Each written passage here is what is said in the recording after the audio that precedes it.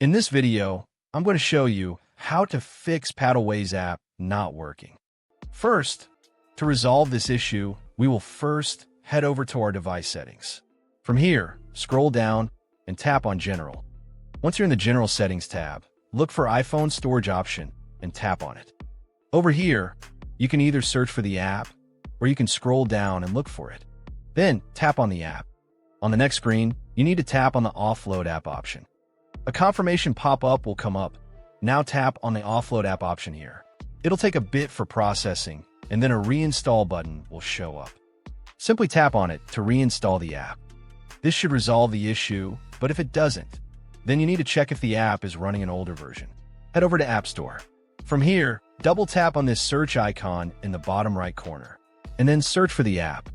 Once the app comes up in the search result, and if you see this update button right next to the app, simply tap on it to make sure you're running the latest version of the app. However, if you continue to encounter this issue, then you will need to completely reinstall the app, which usually resolves the problem. Head over to this screen the way we did before, and over here, tap on the Delete App option here to uninstall the app from your device. A confirmation pop-up will come up. Now tap on the Delete option here.